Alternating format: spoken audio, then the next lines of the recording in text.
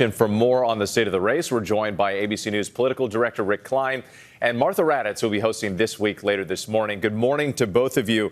Rick, let's start with you. We have this new ABC News Ipsos poll out this morning. How have the numbers moved since the assassination attempt on Trump?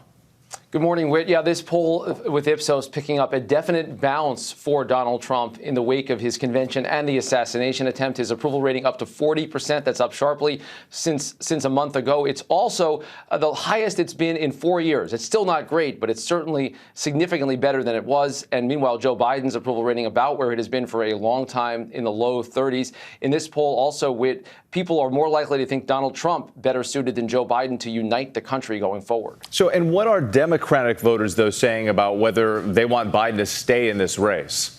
61% of voters overall and 60% of Democrats say they want him to step aside. That is a sharp rebuke from inside his party, some very negative sentiments about his prospects going forward. In fact, Republicans are more likely than Democrats to say that they want Joe Biden to remain in this race, I think reflecting their calculation that he'd be easier to beat than anyone else. As for potential replacement candidates, Kamala Harris viewed slightly more favorably than Joe Biden, but also just as unfavorably as Biden. So those numbers are upside down for her as well. And none of the other major Democrats are really known well enough nationally to say something meaningful. That tells you how hard it would be to replace someone on the ticket this late. All right, Martha, let's go to you on this because Biden expected back on the campaign trail this week after he recovers from COVID. How high are the stakes for him now just weeks before the Democratic convention? The stakes are huge, Whit, as you know, because all eyes will be on Joe Biden.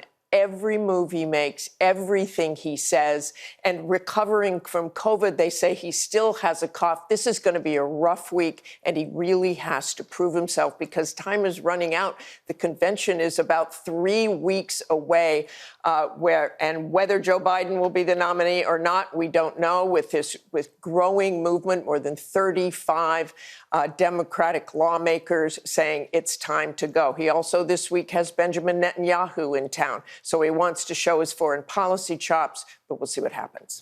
And you were also at the Republican National Convention. You're interviewing House Speaker Mike Johnson later this morning.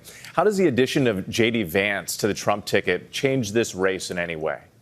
Well, you certainly have someone younger. He's about half the age of former President Trump. And obviously, he's from Ohio. They want help in that Rust Belt. They think J.D. Vance can help deliver that. Whit? Martha Raddatz and Rick Klein, thanks to you both. We appreciate it. And a reminder, tune in to This Week later this morning. Martha speaks with House Speaker Mike Johnson about the state of the race less than 4 months from Election Day. Plus, Martha interviews Independent Senator Joe Manchin and Democratic Representative Ro Khanna about what's next for President Biden.